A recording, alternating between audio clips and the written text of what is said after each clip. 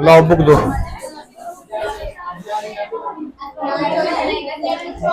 कहाँ से पढ़ा राज है?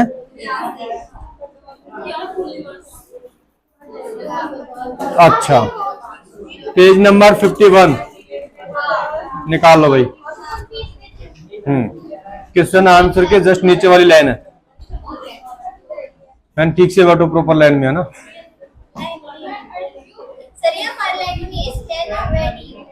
दीवार का सहारा नहीं लेना है ना, वहां पर भी ठीक से बैठे रहो। ध्यान दो। Thus the years passed, ऐसे कुछ साल बीत गए। The village become a small town. अब ध्यान दीजिएगा, कुछ साल बीत गए, इसमें कंफर्म नहीं दिया है कितने साल बीते हैं, लेकिन कुछ साल बीत जाने के बाद में the village become, the village यानी गांव, बिकम यानी हो गया, ए स्मॉल टाउन यानी एक छोटा कस्बा। भैया लाइट नहीं आ रही, बस रहने दो ना।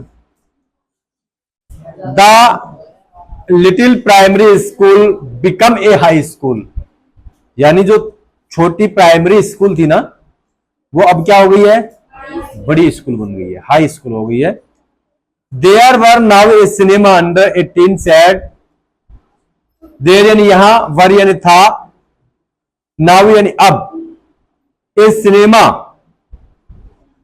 अंडर 18 सेट यानी 3 सेट के नीचे एक सिनेमा था। सिनेमा किसको बोलते हैं, जहां पे पिक्चर हॉल है ना, सिनेमा उसको बोलते हैं। आज तो सिनेमा बंद हो गया है लेकिन हाँ नॉर्मली वे में है, इतना ज्यादा नहीं है। पहले बानसूर में भी था, कोटपुतली में भी था, अभी भी है, लेकिन इतना वर्चस्व नहीं है जितना कि पहले था। अब तो सबके घर में सिनेमा है ना, हाथों में सिनेमा है। तो पहले जो सिनेमा था, उस सिनेमा के नीचे एंड एक कॉटन गिनिंग मिल, कॉटन यानी कपड़ा, गिनिंग का मतलब होता है बुनना, और मिल यानी जो कारखाना, यानी कपड़े बुनने वाले का कारखाना। कहने का मतलब जो पिक्चर हॉल चलता था, उस पिक्चर हॉल की जगह क्या हो गया है, हाँ कारखाना खुल गया है, अर्थात रोजगार खुल गया है गांव में। The mail train, mail train कहने का मतलब वह रेलगाड़ी जिसमें मेल आया करते थे, डाक है ना, डाक की एक कंप्लीट ट्रेन भरी हुई आती थी। बिगेन टू स्टॉप, बिगेन यानी शुरू हो गई, टू स्टॉप यानी रुकना, एट देयर रेलवे स्टेशन यानी उनके रेलवे स्टेशन के ऊपर।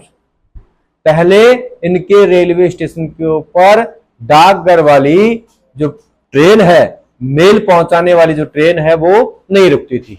अब बड़ा गांव बन गया है, इसलिए इनके स्टेशन के ऊपर डाकघर अर्थात मेल पहुंचाने वाली ट्रेन भी रुकने लग गई।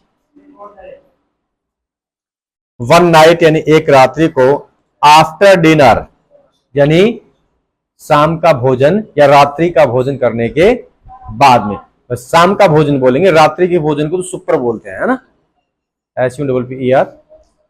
शाम का भोजन करने के बाद Ramlal said to his wife, Ramlal अपनी पत्नी को कहता है, क्या कहा, देन तब, shall I accepted Bishambar's proposal.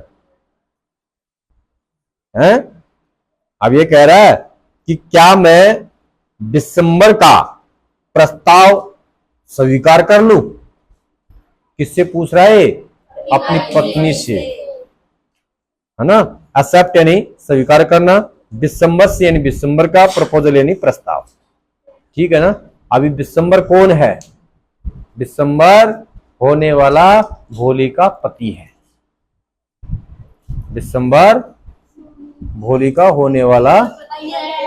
तो दिसंबर ने कहा है इसके पापा को, किसके पापा को, हाँ रामलाल को कहा है कि क्या आपकी लड़की के साथ हमारी सगाई या ब्याह होगा।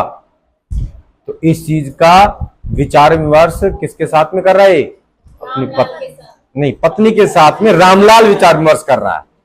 अब ये पत्नी कहेगी तो ही तो एक्सेप्ट होगा ना मामला। अब सुनो इनके बीच में क्या वार्तालाप होती है। यस, हाँ, सर्टेनली, निश्चित रूप से। इसकी पत्नी कह रही है कि हाँ निश्चित रूप से कर दो। हिज वाइफ सेड, यानी उसकी पत्नी ने कहा। भोली विल बी लकी, भोली विल बी लकी यानी भाग्यशाली होगी, है ना। विल बी यानी होगी भाग्यशाली, लकी यानी भाग्यशाली, टू गेट प्राप्त करके, सच यानी ऐसे, a well to do bridegrooms यानी एक समृद्ध दूल्हे को पाकर, यानी भोली भाग्यशाली रहेगी ऐसे समृद्ध दूल्हे को पाकर के। वेल टू डू का मतलब होता है समृद्ध, ठीक है ना। और बेज ग्रूम का मतलब क्या होता है, दूल्हा। क्योंकि ये तो पहले से ही इस चीज की फिराक में थी कि कोई इसके साथ में शादी करने वाला मिल जाए, हम इसको ब्याह देंगे और अगले घर चली जाएगी, तो हमारे ऊपर से बोझ कम हो जाएगा। आगे ध्यान दो, ए बिग शॉप, ध्यान दो इसकी क्वालिटी बता रहा है कौन, बिस्मर। क्या कह रहा है, सॉरी रामलाल कह रहा है बिस्मर की क्वालिटी यानी उसकी प्रसिद्धि बता रहा है कि उसके पास में एक बड़ी दुकान है। ए बिग शॉप यानी एक बड़ी दुकान है। ए हाउस एक घर, ऑफ इज ओवन यानी अपना स्वयं खुद का अपना एक घर है। एंड यानी और, आई हेयर यानी मैंने सुना है, सेवरल यानी अनेकों, थाउजेंड यानी हजारों रुपया, इन द बैंक यानी कहां है, बैंक में। मैंने सुना है कि उसके पास में हजारों रुपए कहां है, बैंक में है, बड़ी दुकान है, खुद का अपना घर है, और क्या चाहिए है। मोरवेयर इतना ही नहीं है, मोरवेयर का मतलब इतना ही नहीं, he is not asking for any dowry, है ना। यानी उसके पास में यानी और भी, यहां पे देखिएगा दुकान तो है ही, यानी ही इज नॉट आस्किंग, ही यानी वह है, इज यानी है, नॉट आस्किंग नहीं पूछा, फॉर एंड ड्रॉवरी यानी और कुछ उसके पास में जो सामान है या फिर उसके पास में संपत्ति है या उसके पास में क्वालिटी है, वो इससे ज्यादा और नहीं पूछा। कहने के मतलब इतनी उससे बातचीत की तो इतनी बातों में इतना सब मुझे पता लगा है कि इतना सब उसके पास में है, और मैं बात करूंगा तो पता नहीं क्या क्या होगा, है ना। दैट इज राइट, बिल्कुल सही है, बट लेकिन ही इज नॉट सो यंग। अब देखो ये सब बातें तो ठीक है, लेकिन वह इतना जवान नहीं है ना। बट लेकिन ही इज नॉट सो यंग यानी वह इतना जवान नहीं है। यू नो आप जानते हो, almost the same age I am यानी जितने उम्र का मैं हूं ना, सेम उतनी उम्र का दिसंबर है। बताओ, तो गलत हो गया ना। मतलब ऑलमोस्ट लगभग द सेम एज यानी समान उम्र का, एज आई एम यानी जैसा कहीं मैं हूं। एंड एन और ही आल्सो लिम्स, और देखिएगा इतना ही नहीं है, उसकी क्वालिटी बता रहा है। क्वालिटी समझ लो, विशेषता समझ लो, गुण अवगुण समझ लो, है ना। हाँ, he is also limbs, limbs का मतलब होता है लंगड़ा, यानी वह लंगड़ा भी है। आल्सो यानी भी। मोरवेयर इतना ही नहीं है, अभी देखो अभी इसकी क्वालिटी चल रही है अभी। The children from his first wife are quite grown up. सुनो, द चिल्ड्रन यानी बच्चे, फ्रॉम यानी से हिज फर्स्ट वाइफ यानी उसकी पहली पत्नी के भी बच्चे हैं। पहली पत्नी अब पता नहीं कहां मर गई, एक तलाक दे दी, क्या इसके बारे में पढ़ेंगे आगे। यानी इतना ही नहीं है, उसके पास में पहली पत्नी के बच्चे भी हैं, है ना। Quite grown up, quite grown up का मतलब होता है कि ठीक से बड़े हैं, कहने का मतलब वो बड़े बड़े बच्चे हैं। आगे ध्यान दो भाई, देखो इतनी जितनी उम्र का ये रामलाल है उतनी उम्र का वो है, तो इसका मतलब रामलाल की लड़की शादी वाली हो रही है, तो बिस्मर की लड़की भी तो शादी वाली, या लड़का होगा तो शादी वाला हो रहा होगा ना, उसकी भी तो एज उतनी होगी, है ना। आगे ध्यान दो, अब इसकी पत्नी क्या कहती है। पति ने तो बहुत सी बातें बता दी इसकी। So what does it matter, तो ये कौन सी बड़ी बात है ना, ये कौन सी बड़ी बात है। हिज वाइफ रिप्लाइड, उसकी पत्नी ने उत्तर दिया, 45 और 50, 45 हो या 50 हो, है ना, इसमें कोई बड़ी बात नहीं है। It is no great age for a man, एक आदमी के लिए कोई बड़ी अवस्था नहीं है ये। कौन कह रही है? पत्नी कह रही है। क्या कह रही है? कि इट इज नॉट ग्रेट, यह ज्यादा ग्रेट एज यानी ज्यादा बड़ी उम्र नहीं है, फॉर ए मैन यानी एक आदमी के लिए। ठीक है, यानी 45-50 में कोई ज्यादा विशेष अंतर नहीं होता। वी आर लकी, हम भाग्यशाली होंगे, that he is from another's village, हम भाग्यशाली हैं कि ये कौन से, यानी फ्रॉम अनदर विलेज यानी दूसरे गांव से है। कौन? दिसंबर। हम भाग्यशाली हैं, अगर आस पड़ोस का होता तो पता लग जाता कि भोली कैसी है, बावड़ी है, चेचक के दाग है, काफी कमी है हमारी भोली में भी, बाहर का है तो ये सब बातें छुप जाएंगी ना। हम भाग्यशाली हैं। Does not know about her pock marks, यानी मैं नहीं जानता चेचक के दागों के बारे में, and her lack of sense यानी मूर्खता के बारे में। लैक ऑफ सेंस का मतलब होता है मूर्ख या पागल या बुद्धू, है ना, यानी भोली पागल बुद्धू मूर्ख है, और चेचक के दाग है इनके बारे में वो नहीं जानता। If we don't accept this proposal, यदि हम ये प्रस्ताव स्वीकार नहीं करते हैं तो सी में रिमेन्स अनमैरिड ऑल हर लाइफ, उसकी पूरी जिंदगी में क्या रहेगी? वो कंवारी। ये गांव की भाषा है, लेकिन अनमैरिड का मतलब क्या होता है? अविवाहित, यानी वह पूरी जिंदगी भर अविवाहित। ये बात कौन कह रही है? यस, हाँ, बट लेकिन आई वंडर व्हाट भोली विल से, हम आश्चर्यचकित है कि भोली क्या कहेगी, है ना भाई। भोली की तो बातें सुनेंगे ना, भोली के मन में क्या चल रहा है? आगे ध्यान दो। What will that witless one say? What यानी क्या, will that witless one say यानी वह क्या कहेगी? विटलेस, विटलेस का मतलब एक प्रकार से है कि यानी एक प्रकार से गवाह, और उसका विपरीत क्या होता है? विटलेस, यानी उसकी कोई इच्छाएं नहीं है ना, उसकी कोई इच्छाएं नहीं है। सी इज लाइक ए डम काउ, वह तो एक गूंगी गाय की तरह है, बोली गाय की तरह है। कौन? डम, डम, डम का मतलब क्या होता है? गूंगी, है ना। मे बी यू राइट, आप सही कह रहे हो। मुटरेड रामलाल, मुटरेड का मतलब होता है यानी मन ही मन में बोलना, है ना, बुड़बुड़ाना, अपने मन ही मन में। रामलाल यानी रामलाल ने मुटरेड यानी बड़बड़ाया। In the other corner of the courtyard, in the other corner यानी दूसरे कोने में, ऑफ द कोर्टयार्ड, कोर्टयार्ड का मतलब होता है आंगन, यानी आंगन के दूसरे कोने में, भोली ले अवेक ऑन हर कॉट, यानी भोली अपनी चारपाई पर अवेक यानी जगी हुई लेटी थी, अर्थात चारपाई के ऊपर लेटी हुई थी, लेकिन सोई हुई थी नहीं थी, यानी जगी हुई थी। अवेक का मतलब होता है जगना। भोली यानी भोली, ले यानी लेटी हुई थी, अवेक यानी जगी हुई, ऑन हर कॉट यानी अपनी चारपाई पर।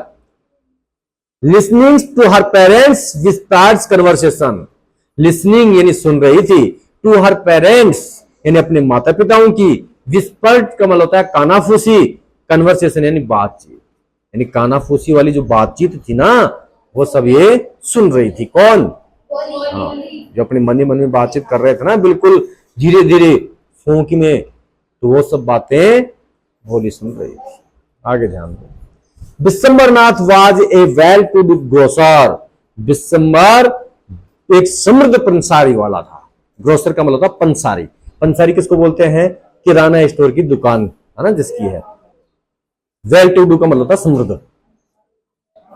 ही came with a big party, वह एक बड़ी पार्टी के साथ में आया, अर्थात बड़ी बरात के साथ में आया। बिग पार्टी का मतलब होता है बड़ी बरात, कहने का बरात में बहुत सारे लोग लेके साथ में आया है। और फ्रेंड्स, देखेगा बरात में कौन कौन आए, इसके मित्र, and relations with him for a wedding, यानी शादी के लिए इसके रिश्तेदार और इसके मित्र बड़ी बरात के साथ में आए। A brass band, brass band जानते हो? बैंड बाजा, है ना, brass band playing a popular tune from an Indian film. अब देखेगा भारत की जो पॉपुलर टोन है ना, भारत की फिल्मों की शादी के समय जो बजाई जाती है, आज मेरे यार की शादी है ना, यही चलती थी पहले, है ना, तो ये पॉपुलर टोन बजा रहे हैं। Headed the processions with the bridge grooms reading से डेकोरेट हॉर्स। अब देखेगा यानी बैंड बाजे के साथ में आए हैं और इसके साथ में जो भारतीय जो फिल्म की जो टोन है पसंदीदा वो बजाई जा रही है उत्सव के ऊपर। और दूल्हा decorated horse reading popular tone, ये क्या नाम है, ब्रिज ग्रूम से दूल्हा, रीडिंग का मतलब सवार हुआ, ये डेकोरेटेड हॉर्स का मतलब होता है सजा हुआ घोड़ा, यानी जो दूल्हा है सजे हुए घोड़े के ऊपर क्या था, सवार था सवारी करके आया है। घोड़े पे कौन बैठता है, सब घोड़ी पे बैठते हैं ना, ये भी बावड़ा है ना, घोड़ा कौन रखता है, मेयर शब्द आना चाहिए ना, मेरे यानी घोड़ी, बावड़ो इसे कोई, चलो ध्यान दो, पता नहीं है इसको। Ramlal was overjoyed. अब देखिएगा इंजॉय का मतलब क्या होता है, आनंद, और आवर इंजॉयड का मतलब होता है आनंद से भी आनंद से भी आनंद, कहने का मतलब बहुत ज्यादा खुश, आवर इंजॉयड, है ना। रामलाल वाज आवर इंजॉयड यानी रामलाल बहुत ज्यादा प्रसन्न था, टू सी देख करके सच पॉप एंड स्प्लेंडर। अब देखिएगा ये तड़क भड़क और रोमांचक, स्प्लेंडर का मतलब होता है तड़क भड़क, और पॉप का सच पॉप का मतलब होता है रोमांचक, यानी रोमांचक और तड़क भड़क देख करके, कहने का मतलब इतना सब रोमांचक माहौल देख करके ये सब क्या हो गया है, बहुत ज्यादा प्रसन्न हो गया है, खुश हो गया है। और इस बात से ज्यादा खुशी हो रही है इसको कि कितने साल की लड़की है, 18, 19, 20 साल की लड़की है, और खुद 50 साल का है ना।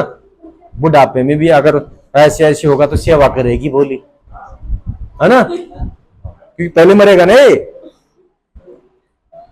तो सदा सुहागन रहेगी बोली, ऐसा होता है ना। सदा सुहागन किसको बोलते हैं, जिसका पति पहले मरे पत्नी बाद में मरे, हाँ उसको सदा सुहागन बोलते हैं। आशीर्वाद नहीं देते बूढ़ी महिला, सोना को शेरो बंदा फलाना डिकना, सदा सुहागन ऐसे भी तो बोलते हैं ना। सदा सुहागन का मतलब यही होता है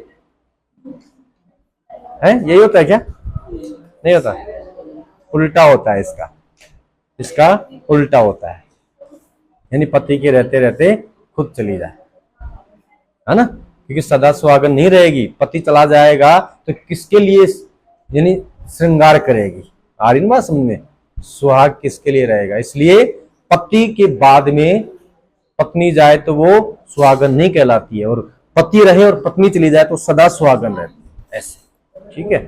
चल आगे ध्यान दीजिएगा,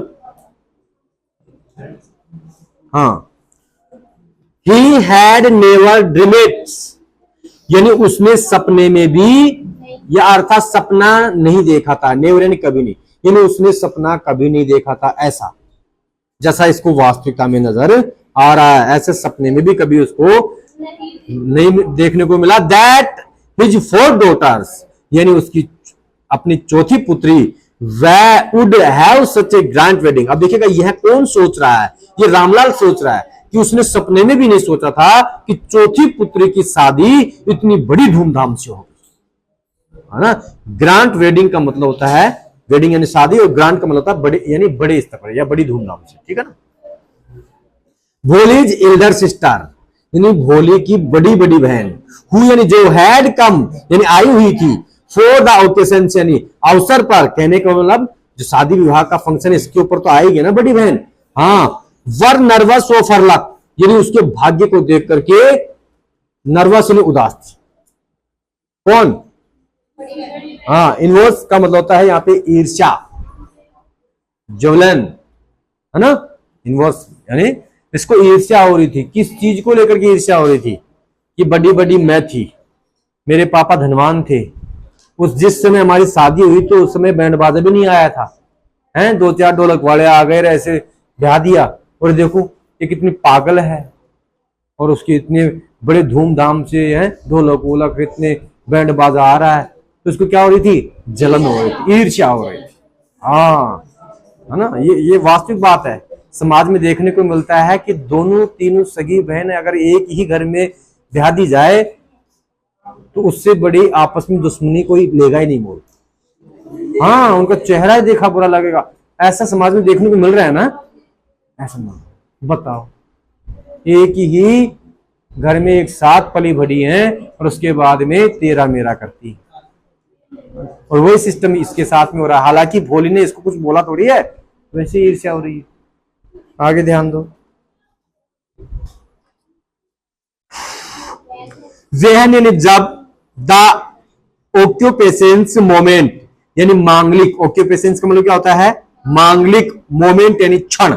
मांगलिक क्षण किसको बोलते हैं, यानी फेरू के टाइम में, है ना। केम यानी आया, द पीस यानी मांगलिक क्षण में पुजारी आया और कहा, क्या पुजारी कहा कि ब्रिंग द ब्रिज यानी दुल्हन को लाओ। ब्रिज गुलम का मतलब होता है दूल्हा, और ब्रिज का मतलब क्या होता है, दुल्हन, यानी दुल्हन को लाओ। पंडित तो बोलेगा ना, फेरे वोरे करवाएगा। तो भोली स्लैड क्लैड इन ए रेड सिलिकॉन ब्रिडल्स ड्रेस। अब देखिएगा, भोली क्लैड इन ए रेड सिलिकॉन ब्रिड ड्रेस। अब देखिएगा, भोली को दुल्हन की जो शादी में दुल्हन की जो ड्रेस हुआ करती है ना, उस ड्रेस में लाया गया, और कैसी कलर की थी, रेड कलर की। हाँ, was led to the bridge palace near the sacred fire, और दुल्हन को इस स्थान के पास में बिठाया गया जहां पर पवित्र अग्नि जल रही थी। स्कैड का मतलब होता है, स्कैड फायर यानी पवित्र, फायर यानी अग्नि, है ना। आग नहीं लिखोगे, क्या लिखोगे, अग्नि, अग्नि। हाँ, ग्रेनेड द ब्रिज यानी ग्रेनेड का मतलब क्या होता है, माला, गले की माला। द ब्रिज यानी दुल्हन, यानी दुल्हन की या दुल्हन को माला डालो। कौन कह रहा है बात, पुजारी कह रहा है कि दुल्हन को माला डालो। One of his friends promoted Vishwambharnath, यानी उसके अपने एक मित्र ने विश्वम्बरनाथ को प्रमोटेड किया। कहने का मतलब माला डाल भाई, पुजारी बोल रहा है ना। उसको पास में उसके जो भी रिलेटिव है वो खड़े रहते हैं ना, तो पहले दुल्हन को माला कौन डालता है, फिर दुल्हन डालती है। तो दुल्हन के गले में माला डालो, ऐसा पुजारी ने कहा। और प्रमोटेड का मतलब होता है उसको इशारा करना या उसका सहयोग करना। The bridegrooms lifted the garlands of yellow marigolds marigolds. अब देखेगा, द ब्रिज ग्रूम्स का मतलब तो दूल्हा, लैप्टेड यानी उठाता है, द ग्रेनेड यानी गले की माला, ऑफ येलो मैरीगोल्ड। मैरीगोल्ड का मतलब क्या होता है? गेंदे के फूल की माला, जो बालू में भी डालते हैं। गेंदे की होती ना वो कजरा, जिसको बालू में नहीं लगाते, वो सफेद सफेद वो लगाता है। अच्छा, तो ये गेंदे की फूलों की माला कौन उठाता है? विश्वम्बरनाथ उठाता है। किसके गले में डालने के लिए? A woman slipped back the silicon veil from the bridge face। ध्यान से सुनिएगा, ए ओमेन यानी एक महिला, स्लिप्ड यानी खिसका देती है, बैक यानी पीछे से, द सिलिकॉन वेल यानी घूंघट। वेल का मतलब क्या होता है? घूंघट। फ्रॉम ए ब्रिज फेस यानी दुल्हन के चेहरे से। कहने का मतलब कुछ महिलाएं दुल्हन के पीछे खड़ी रहती हैं, तो उसी दौरान जब विश्वम्बर माला डाल रहा था, तो देखिएगा अब तो सभी चेहरा अब तो ढकता ही नहीं है, ऐसा चल गया ना। हाँ, और चेहरा भी अगर मान लो ढका भी जाता है तो चेहरा स्पष्ट दिखता है ना। नेट वाली रहती है, उसमें नेट बोलते हैं ना उसको। लेकिन पहले ऐसा नहीं था, पहले बिल्कुल घूंघट इस प्रकार से रहता था, बिल्कुल दिखाई भी नहीं देता था। लेकिन अब इसी समय हमारे घर में कुछ बुढ़ी महिलाएं ऐसी होती हैं जिनको भी मतलब कि पीछे वाली बातों का बदला लेना होता है। हाँ, शादी विवाह में लेती है बदला, कोई छोटी सी बात पे ऐसे हो जाए, क्योंकि उस बात को याद रखती है वो, है ना, पहले वाली बात को, और वो कहीं ना कहीं किसी ना किसी बात मुद्दे के ऊपर कुछ ना कुछ करेगी कि जिससे लड़ाई झगड़ा हो और मैं मेरी बातों का व्याख्यान कर दूं, है ना। ये ऐसा अवसर देखती हैं। तो यहां पर भी एक ऐसी महिला है, क्या काम कर रही है, इसकी शादी नहीं होने देती, पीछे से क्या खींच दिया, घूंघट, तो चेहरा दिखेगा ना भोली का, है ना। आगे ध्यान दो, बिस्मरनाथ या बिस्मर टुक एक क्विक ग्लैंस, बिस्मर ने टुक लिया एक स्लोली, सॉरी क्विक यानी तेजी से, ग्लैंस यानी सरसरी नजर, कहने को मतलब बिस्मर ने सरसरी नजर से देखा। यहां पे इसका भाव है, किसको देखा, भोली को। The ग्रैंडलेट्स रिमेनेट्स poised in his head, अब ध्यान दीजिएगा, द ग्रैंडलेट यानी माला, रिमेनेट्स पोइज्ड, पोइज्ड का मतलब होता है पोजीशन, इन हिज हैंड यानी अपने हाथ में, जैसे कि मान लो ऐसे डालने वाला था तो इसी पोजीशन पे हो गया वो, ठीक है ना, वो माला नहीं डाल पाया। अब ध्यान दो आगे, the bride slowly pull down the veil over her face, the bride यानी दुल्हन, स्लोली यानी धीरे धीरे, पुल डाउन यानी नीचे खींचती है, द वेल यानी घूंघट को, ओवर हर फेस यानी अपने चेहरे पे, कहने का मतलब पीछे जैसे खिसकाना, उसको आगे उसने खींच करके घूंघट निकाल दिया, किसने, Bhole. Have you seen her said Bishambar to the friend next to him, ध्यान से समझो भैया, इसके पास में जो दोस्त थे ना, इसके बिस्मर के, बिस्मर के दोस्तों ने कहा क्या, हैव यू सीन हर, क्या आपने उसको देखा है, क्या हुआ भाई, बिस्मर के जो दोस्त थे साइड में खड़े थे, वो उसको कह रहे हैं कि क्या आपने देखा है, किसको, भोली को। आ गया है कि सी हैज पोक मार्क्स ऑन हर फेस, यानी उसके चेहरे पे क्या है,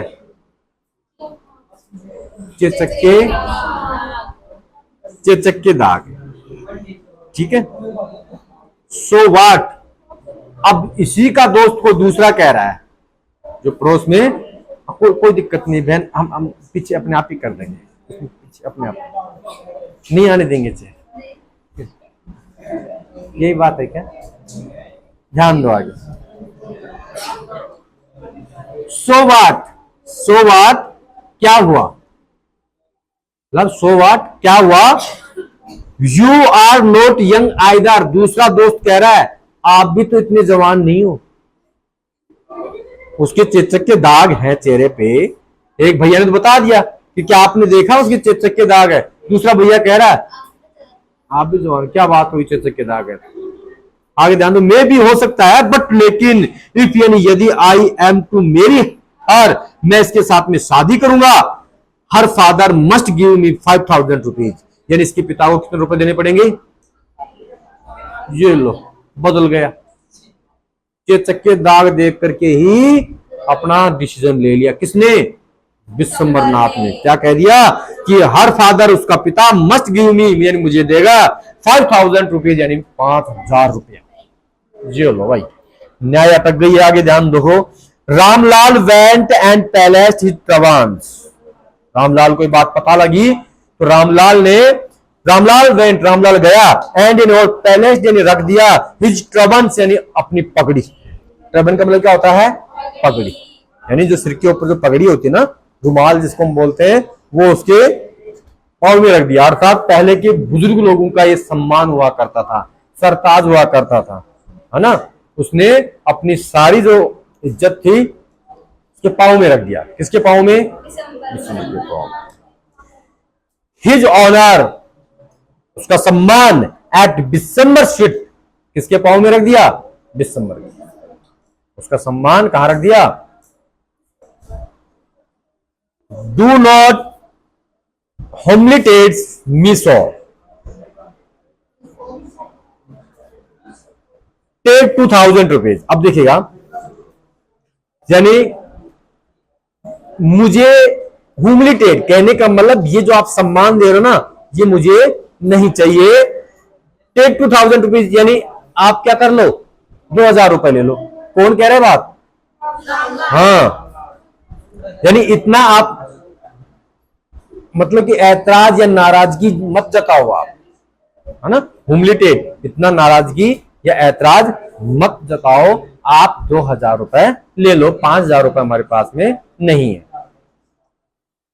नो, दिसंबर कह रहा है कि नहीं, 5000, 5000 ही चाहिए, और अथवा वी गो बैक, यानी हम जाते हैं, बैक यानी वापस, यानी हम वापस जाते हैं, या तो 5000 रुपए लेके आओ, कीप योर डॉटर, आप अपनी पुत्री को रखो, ये लो। दिसंबर नाथ का खोपड़ा घूम गया है। बी ए लिटिल कॉन्सिडरेट प्लीज, कृपया थोड़ा धैर्य रखो। कॉन्सिडरेट का मतलब क्या होता है? धैर्य। ये कह रहा है रामलाल दिसंबर नाथ को, कृपया आप धैर्य रखो, गुस्सा मत करो। इफ यू गो बैक, यदि आप वापस चले गए, I can never show my face in the village, मैं मेरा चेहरा गांव में नहीं दिखा पाऊंगा। नेवर यानी कभी नहीं। अगर आप वापस चले गए बिना दुल्हन के, तो मैं मेरा चेहरा गांव में कभी भी किसी को नहीं दिखा पाऊंगा। देन इन तब आउट विथ 5000, यानी बाहर निकालो 5000 रुपए, है ना। अगर आपको इतनी इज्जत प्यारी है तो 5000 रुपए बाहर निकालो, आउट यानी बाहर। Tears streaming down his face, Ramlal went in, opened the safe and counted out the notes. Tears streaming, tears यानी आंसू, streaming यानी बहने लग गए, down यानी नीचे, his face यानी उसके चेहरे, यानी आंखों से उसके चेहरे पे आंसू बहने लग गए। किसके चेहरे पे? रामलाल। रामलाल went in, रामलाल अंदर गया, open the safe यानी तिजोरी खोली, and counted यानी out the notes, यानी counted नोट गिना, out the notes यानी नोटों को बाहर निकाला। तिजोरी में से भाई 5000 रुपए नोट गिन लिए और बाहर निकाल दिया। He placed the bundles at the bridegroom's feet, यानी उसने दूल्हे के पांव में एक बंडल रख दिया। कितने नोटों का? 5000 रुपयों का बंडल रख दिया। ये ले, आगे ध्यान दो। On December's greedy face appears a triumphant smile, ध्यान से समझो भैया। Mohit, do not disturb, keep silent your mouth, and students look forward understand this topic. ध्यान दो भैया, कहां पढ़ा रहे पता तो है ना आपको? पेज नंबर बताओ मोहित, इस पेज मोहित है, हाँ, कहां से पढ़ेंगे? हाँ, on December's greedy face appeared, यानी दिसंबर के चेहरे पर एक लालची पन दिखाई दे रहा था, ट्रम्प स्माइल, और एक तिरस्कारपूर्ण स्माइल यानी मुस्कुराहट, है ना। किसके चेहरे पर? He had gambled and won, यानी ऐसा जैसे कि उसने कोई जुआ जीत लिया हो, है ना। कोई जुआ जीतने के बाद में कैसी खुशी होती है, उस प्रकार से अपने आप को बहादुर मानने लग गया और कह रहा है गिव मी द ग्रेनलैंड, यानी मुझे माला दो। ही अनाउंस, यानी उसने घोषणा की। अनाउंस का मतलब क्या होता है? घोषणा करना, यानी जोश आ गए ना वो आवाज में भी कि मुझे माला दो, लाओ, 5000 रुपए आ गए हैं, दुल्हन के गले में माला डालनी है, ये लो। अब भोली को अपने पिता के आंसू सहन नहीं हुए।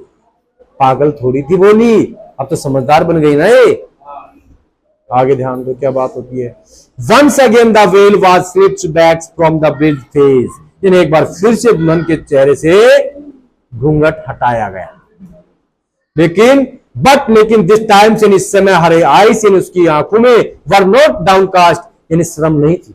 डाउनकास्ट का मतलब यहाँ पे है शर्म, या फिर उसकी आंखें नीचे नहीं थी। सी वॉज लुकिंग अप, यानी बिल्कुल ऊपर देख रही थी, लुकिंग स्ट्रेट, बिल्कुल सीधे, एट हर प्रोस्पेक्टिव हस्बैंड, यानी होने वाले पति की तरफ। प्रोस्पेक्टिव का मतलब होता है होने वाला, हस्बैंड यानी पति। अब ध्यान से सुनना। एंड यानी और, इन हर आइज, हर बात नाइदर एंगर, ना ही उसकी आंखों में गुस्सा था, नोर हेट, ना ही घृणा, ओनली कोल्ड अटेम्प्ट, यानी रूखा तिरस्कार। कॉल्ड अटेम्प्ट यानी कॉन्टेम्प्ट का मतलब क्या होता है? रूखा तिरस्कार। आ रही ना समझ में? यानी अब की बार जो घूंघट है ना, वो किसी महिला ने नहीं उठाया है। किसने उठाया है? भोली स्वयं ने उठा दिया। और पहले जो घूंघट उठा था तो उस समय इसकी नजरें नीचे थी, शर्म थी, लिहाज थी, है ना। ऐसे नहीं है कि घूंघट ऐसी क्या होता है, ऐसे ऐसे देख कौन कौन आया है, ऐसे थोड़ी होता है, नजरें नीचे होती हैं। लेकिन अब की बार घूंघट स्वयं ने उठाया है और नजरें बिल्कुल स्पष्ट सीधी होने वाले पति की तरह। ध्यान दो आगे। और इसके आंखों में ना ही कोई गुस्सा है और ना ही कोई तिरस्कार है, केवल रूखा तिरस्कार। Bishamber raised the garlands to place it round the bride's necks. अब देखिएगा, दिसंबर राइज्ड यानी दिसंबर उठाता है, द ग्रेनेड यानी माला, टू पैलेस इट ग्राउंड यानी अपने ग्राउंड यानी जमीन से या नीचे से माला उठाता है, द बीड स्नेक यानी दुल्हन की गले में डालने के लिए। बट लेकिन before he could not do so, यानी वह ऐसा करे, Bholi hands struck out like a streaks of lightning से and the garland was flung into the fire. ध्यान दो, भोलीज हैंड स्टक यानी भोली ने स्टक आउट यानी हाथ को बाहर निकाला, like a streaks of lighting यानी जैसे बिजली की जो लाइट चमकती है झटके से, उसी प्रकार से उसने झटके से हाथ को बाहर निकाला। एंड इन योर ग्रेनेड यानी माला was flung into the air, और कहां पे, इनटू द फायर यानी कहां पे फेंक दिया उसको, यानी माला हाथ से छीन लिया, किसके हाथ से, विश्वम्भरनाथ के, और उस माला को जो जलती हुई आग थी ना वो पवित्र अग्नि में फेंक दिया माला को। ये लो, गुस्सा आ गया इसको। शी गोट अप यानी वह खड़ी हो गई, and through away the well और घूंघट को भी क्या कर दिया उसने, फेंक दिया। थ्रू का मतलब होता है फेंकना, अवे यानी दूर, द वेल यानी घूंघट। पिताजी, अब ध्यान दीजिएगा, यहां पे जैसे फादर हम बोले तो पिता ही होता ना फादर का मतलब, लेकिन यहाँ पे बिल्कुल हिंदी वर्ड में ही यूज किया है पिताजी, है ना। पिताजी को हिंदी में हम पिताजी बोलेंगे। पिताजी सैड भोली, भोली ने कहा, इन ए क्लियर लाउड वॉइस यानी एक बिल्कुल साफ आवाज, है ना, साफ और ऊंची आवाज में बोला, अर्थात हकला नहीं रही थी ये। और सब गांव वाले, आस पड़ोस वाले सब क्या समझते थे इसको, पागल, बुद्धू, अखलाने वाले। लेकिन अब इसकी आवाज में बिल्कुल भी नहीं है। एंड हर फादर, उसके पिता, mother, sisters, brothers, relations and neighbours were startled to hear her speak without even the slightest tremor। अब देखिएगा, इसके जो माता, पिता, बहन, भाई, रिश्तेदार, पड़ोसी सब आपस में बातचीत करने लग गए और कहने लग गए कि देखो, स्लाइटेस्ट ट्रेमर यानी बिना कोई स्टार्ट के, बिना कोई हकलाका के, बिना स्पष्ट आवाज में बोल रही है। तो सब आपस में बातचीत करने लग गए कि ये क्या हुआ। पिताजी टेक बैक योर मनी, पिताजी आप अपना धन वापस ले लो। I am not going to marry this man यानी मैं इस आदमी से शादी करने नहीं जा रही हूं, अर्थात इस आदमी से शादी नहीं करूंगी।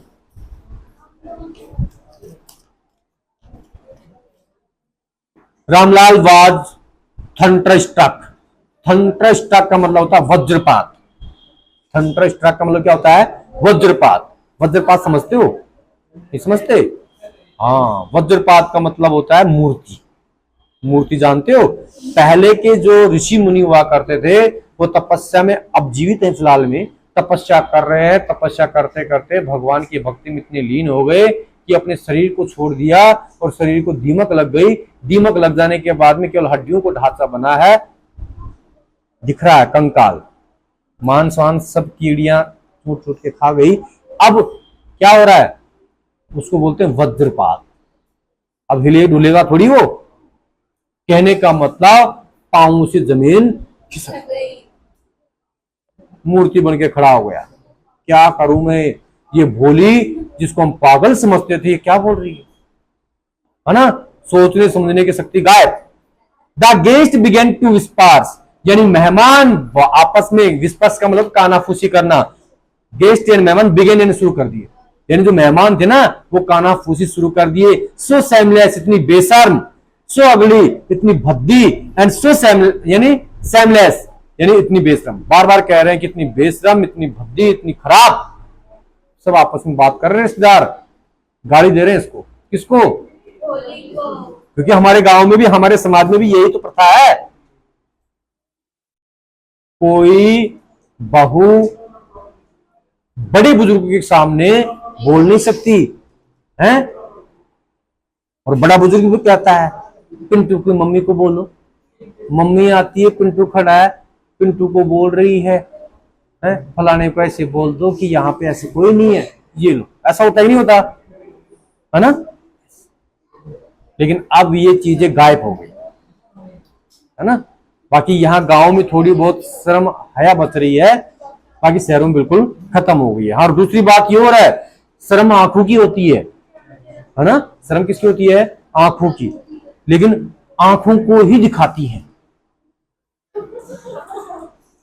हाँ, भऊ भी तो ऐसी सिस्टम है ना भाई, जो भऊ भी आजकल ये सिस्टम, ये भान लिया ऐसे, आंख दिख रही है।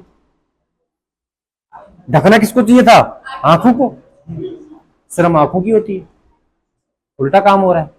और जिनसे चेहरा ढकना होता है वही सबसे पहले सर्वप्रथम चेहरा देखते हैं। पूरी लाइफ जिससे चेहरा ढकना होता है वही तो पहले चेहरा देखते हैं उसका। वो तो जाएंगे ना, बड़े बुजुर्ग तो देखने जाएंगे लड़की कैसी है, और उन्हीं से भी चेहरा ढकना पड़ता है। शर्म हया इसकी वजह से। ध्यान दो। Bholi are you crazy shouted Ramlal. Ramlal चिल्लाता है, भोली क्या आप पागल हो गई हो, है ना। भोली आर यू क्रेजी, क्या आप पागल हो गई हो। You want to disgrace your family, क्या आप जानते हो तुम्हारे परिवार की इज्जत। Have some regards for our izzat, यानी क्या कुछ हमारी इज्जत है। ये रामलाल चिल्ला रहा है। For the sake of your इज्जत, यानी सेड भोली, भोली ने कहा कि तुम्हारी इज्जत, ये इज्जत नहीं होती। ये समझाने का प्रयास कर रही है। I was willing to marry this lame old man, यानी आई यानी मैं, वाज यानी थी, वेलिंग यानी करने, टू मैरी यानी मैं शादी करने जा रही थी, दिस लैम ओल्ड मैन यानी इस लंगड़े आदमी से। है सही बोल रही है अभी। बट लेकिन आई यानी मैं इससे शादी कर लेती, लंगड़े आदमी से शादी कर लेती, कोई दिक्कत नहीं है। लेकिन I will not, but I will not have such a means greedy and contemptible cowards as my husband. ध्यान दीजिएगा, बट लेकिन I will not have such a man यानी मीन यानी इस प्रकार के आदमी से नहीं। विल नॉट इस प्रकार के आदमी से नहीं करूंगी। किस प्रकार के आदमी से? ग्रेडी यानी लालची, एंड यानी और, कॉन्टेम्प्टेबल का मतलब होता है इनकवर्ड यानी जो अंदर से कायर डरपोक, है ना। हाँ, एज माई हस्बैंड मेरा पति नहीं हो सकता। जो लालची हो, अंदर से कायर हो, डरपोक हो, है ना, इस प्रकार के इंसान, अर्थात इस प्रकार का इंसान मेरा पति नहीं हो सकता। हालांकि मैं लंगड़े इंसान से शादी कर लेती, लेकिन ये तो दिमाग से, है ना, सोच से, हर प्रकार से लंगड़ा है, मैं इससे शादी नहीं करूंगी। आई वॉन्ट मैं नहीं करूंगी, मैं नहीं करूंगी, नहीं करूंगी, 3 बार बोल दिया इसने। ठीक है। व्हाट इज सेमलेस गर्ल्स, इतनी बेशरम लड़की। We all thought she was a harmless dumb cow, हम तो इसको एक गूंगी गाय के समान समझते थे, है ना। हार्मलेस का मतलब क्या होता है? बेकार, है ना। वैसे नुकसानदायक होता है हार्मलेस का मतलब, लेकिन यहां पे क्या है? बेकार, गूंगी गाय। थॉट यानी सोचना। ठीक है। कितना टाइम हो गया? घड़ी है किसी पास?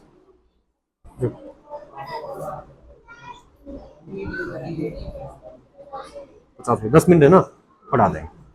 ध्यान दो आगे। भोली टर्नेट्स वोलेंटली ऑन द ओल्ड वुमन। अब ध्यान से समझना है। भोली यानी भोली टर्नेट यानी घूमती है, वोलेंटली ऑन द ओल्ड मैन। अब एक वोलेंस होता है हिंसा, एक नॉन वोलेंस होता है अहिंसा, यानी हिंसात्मक रूप से, यानी जो बुढ़ी महिला है वो बुढ़ी महिला की तरफ घूमती है, टर्नेड का मतलब उसकी तरफ। कौन सी बुढ़ी महिला की तरफ घूमती है? हाँ, वो बात कर रही है अभी, और क्या करी इतनी बेशरम लड़की, उन्हीं के मुख से आवाज आ रही है। जिस बुढ़ी महिला ने उसका घूंघट खींचा था पहले, वही तो इसकी बुराई करेंगे ना। अब इनको जवाब देती है, क्या जवाब दे रही है सुनना। यस, हाँ आंटी, यू आर राइट, आप सही हो। यू ऑल थॉट्स, आप सभी सोचती थी। I was a dumb driving cow, यानी मैं एक गूंगी गाय। आप सही सोच रहे थे, है ना? हाँ, that's why you wanted to hand me over to his heartless creature. इसीलिए आप मुझे हार्टलेस क्रिएचर, यानी जिसके अंदर दया नहीं है, उस इंसान के हाथ में मेरा हाथ देने जा रही थी, है ना?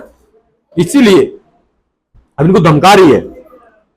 यानी दैट्स वाई यू वांटेड, यानी आप क्यों चाहते हो, टू हैंड मी, यानी मुझे, hand me over to his heartless creature, यानी मुझे हाथ देना कौन से प्राणी का? हार्टलेस, यानी जिसके अंदर दया धर्म नहीं हो, जिसके अंदर हृदय नहीं हो, है ना? हार्टलेस क्रिएचर का मतलब क्या था? प्राणी। बट लेकिन नाउ द डम काउ, मैं गूंगी गाय नहीं हूं। किसको बोल रही है? हाँ, द स्टेमरिक फूल, यानी हकलाने वाली मूर्ख भी नहीं हूं। इज स्पीकिंग, यानी उसने कहा, है ना? Do you want to hear more, आप और कुछ सुनना चाहती हो क्या? आप और कुछ सुनना चाहती हो, कहने का मतलब जितनी इसने उनकी खिंचाई करनी थी उतनी कर दी है। अगर और कुछ सुनना चाहती तो और कुछ मैं सुनाऊं, है ना? अब आगे क्या बोलती है? Bishambarnath, the grocer started to go back with his party. Bishambarnath अपनी बरात के साथ में वापस चल जाता है, ठीक है? द ग्रोसर, ग्रोसर का मतलब क्या होता है? पंसारी वाला, है नहीं? किराने स्टोर की दुकान का मालिक स्टार्टेड इन, शुरू होता है, टू गो बैक, यानी वापस जाता है विद हिज पार्टी, यानी अपनी बरात के साथ। पार्टी का मतलब यहाँ पे बरात है, ठीक है? द कंफ्यूज्ड बैंड्समैन, यानी बैंड बाजे वाले कंफ्यूज हो गए थे, ये हो क्या रहा है? क्योंकि वो बैठे बैठे बीड़ी सिगरेट पी रहे होंगे बेचारे कोने में, उनको पता है कि भाई फेरे हो रहे हैं, उसके बाद में तो अपना काम है। वो जब वापस चली बरात तो कंफ्यूज थी, इतना जल्दी कैसे फेरे हो गई है? उसने तो अपना काम पूरा कर दिया था, क्योंकि अब तो सुबह बजाना है बैंड बाजा, या फिर वापस जाएगी तब अपना काम फ्री हो गया है। अब ये कंफ्यूज हो गए कि भाई दुल्हन को तो जल्दी विदा कर दिए, अब ये बैंड बाजे में वो टोन लगा दिए, बाबुल के घर बहना जाएगा लगाते ना वो, हाँ, मतलब विदाई समारोह का जो गीत होता है वो लगा दिए ये। अब देखो, क्योंकि जले में, अर्थात जले में आग में घी डाल रहे हैं, कौन? कुछ तो वैसे बिना दुल्हन के लौट रहे हैं और फिर विदाई का गीत गा रहे हैं। आगे ध्यान दो। Bandsmen thought this was the end of the ceremony and struck up a closing song, यानी उन्होंने क्लोजिंग सॉन्ग, विदाई का जो गाना होता है वो गाना इन्होंने शुरू कर दिया। इन्होंने क्या सोचा कि सेरेमनी यानी एंड ऑफ द सेरेमनी, यानी समारोह का अंत हो गया। कहने का मतलब फेरे वेरे सब हो लिए, अभी जा रहे हैं, इसका मतलब विदाई का हमें गाना गाना है। आगे आगे ध्यान दो। Ramlal stood rooted to the ground. अब यार हमारी गांव की भाषा में बोलते हैं ना कि तेरे का जड़ चालगी, तेरा से खड़ो कुनो हो जाए, ऐसे बोलते नहीं, वो बोलते है ना? हाँ, तो इसमें ये बात हुई है, रामलाल स्टूड यानी रामलाल खड़ा रहा, रूटेड टू द ग्राउंड, जैसे कि जमीन में जड़ चल गई हो। रूटेड का मतलब क्या होता है? जड़, जड़ी होता है ना। हिज हैड यानी खोपड़ा, किसका खोपड़ा? रामलाल का।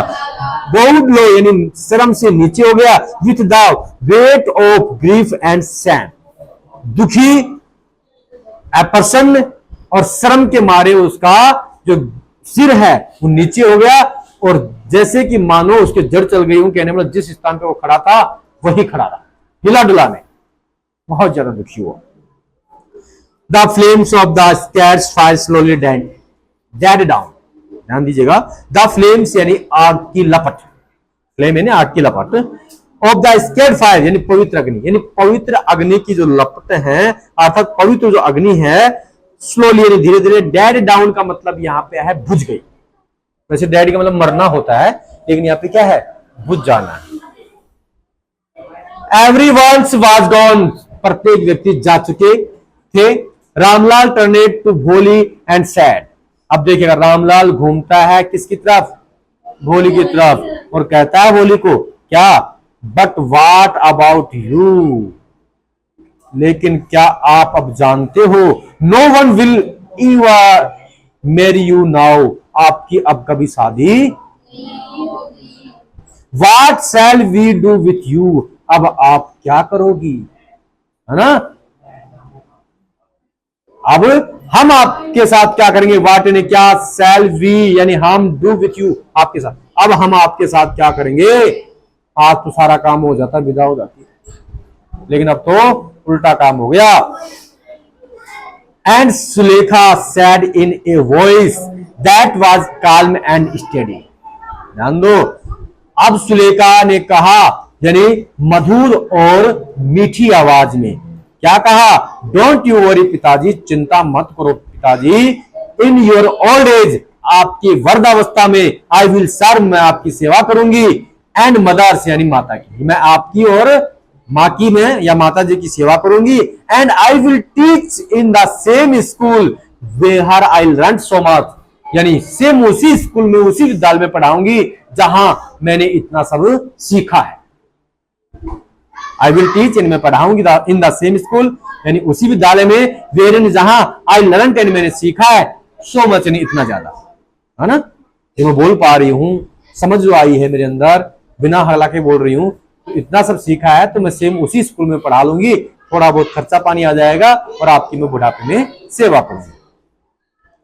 Is not that right ma'am, क्या मैम सही है ना? शायद इसकी जो अध्यापिका है वो भी इसकी शादी में आई हुई है और आएगी ना, क्योंकि इतना सब कुछ सिखाया है, प्रिय शिष्या है, तो शादी में तो पहुंचेगी। अब इस अध्यापिका से भी अपनी बातचीत अथवा विचार विमर्श करती है, ध्यान दो। The teachers had alone stood in a corner watching the drama, the teacher and अध्यापिका had alone stood in a corner यानी एक कोने में अकेली खड़ी हुई थी, वाचिंग द ड्रामा यानी ये जो ड्रामा चल रहा था ये सब क्या कर रही थी? वो देख रही थी। यस बोली, ऑफ कोर्स, हाँ बोली, निश्चित रूप से, सी रिप्लाइड इन, उसने उत्तर दिया, इन हर स्माइलिंग आईज, उसकी आंखों में मुस्कुराहट थी, कहने का मतलब उसकी आंखों में एक नई उमंग थी, है ना? Was the light of a deep satisfaction that an artist feels, अब ध्यान दीजिएगा, यानी उसकी आंखों में एक खुशी, नई चमक, नई उम्मीद थी। अगर कोई आर्टिस्ट होता तो निश्चित रूप से उसकी आंखों को पढ़ पाता, इसकी आंखों को, भोले की और टीचर की दोनों की आंखों को पढ़ पाता, विच काउंटप्लेटिंग the complacence of her masterpiece, अब देखिएगा इस प्रकार की पूर्ण रूप से स्थिति और अंदरूनी उसकी जो करुणा के जो भाव थे, उन भावों को मास्टरपीसेज यानी अच्छे से देखकर हम अनुमान लगा सकते थे कि टीचर और भोली दोनों का एक ही लक्ष्य था कि यहां पर आपको पढ़ाना है, माता पिताओं की सेवा करनी है। और हां, इस लेसन से हमें यह शिक्षा मिलती है कि ऐसे शादी विवाहों में इस प्रकार की कमी अगर देखने को मिलती है तो आपको भी ऐसा ही करना चाहिए जैसे कि भोली ने किया, ठीक है ना? लेकिन सब मना कर दीजिए। Today your lesson is complete, next lesson start now. Your question answer, हाँ इसमें राइट कर लो।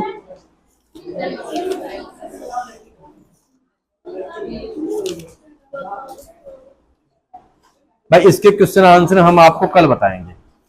इसमें ना बड़े प्रश्न आएंगे और बड़े प्रश्न भी इसमें नहीं है इस टाइप के, हो सकता है हम यहाँ पे क्वेश्चन लिखें आपको आंसर बताएं, है ना? क्योंकि इसमें जो क्वेश्चन हमेशा आता है, निश्चित रूप से आता है, लेकिन बड़ा क्वेश्चन आता है, 3-4 नंबर वाला प्रश्न आता है, तो जो इसमें नहीं मिलता है। हाँ, कल के टेस्ट में पहले लेसन के क्वेश्चन आंसर शायद 1 या 2-3 बताए होंगे, 5 है, हाँ। तो और कंप्लीट ग्रामर, ठीक है? और ग्रामर में हाँ बहन नहीं पढ़े तो क्वेश्चन आंसर पढ़े ना आपने,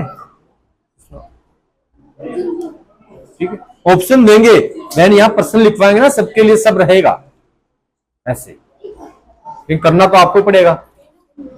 ये लो, इसके बाद में नया लेसन हम कल स्टार्ट करने वाले हैं, डिसीजन ले लेंगे कौन सा करना है ना। पढ़ाने तो सारे ही है। एक question of test without making से नेकलेस वाला 7वां पढ़ेंगे कल हम, है ना, उसके बाद 9वां, उसके बाद 5वां। देन कल जांच करेंगे, कल लेके आना सभी विद्यार्थी, कल कॉपी लेके आओगे, ग्रामर की भी, क्वेश्चन आंसर की भी, प्रत्येक कॉपियां आपको लेके आनी है। आ रही बात समझ में? कल शनिवार, हाँ, कंप्लीट कॉपी आप लेके आओगे। पिछली बार विद्यार्थी का हमने नाम लिखा था, लेकिन अनाउंसमेंट नहीं किया हमने, अर्थात अनाउंसमेंट कर देंगे अब की बार। कौन विद्यार्थी बुक लेके आया था, वो नोटबुक लेके आया था, कौन नहीं लेके आया पिछले शनिवार को, और इस शनिवार को नहीं लेके आओगे तो भैया अनाउंसमेंट होगा। तो सभी विद्यार्थी जिनका काम अधूरा है वो पूरा कर लेना, ठीक है।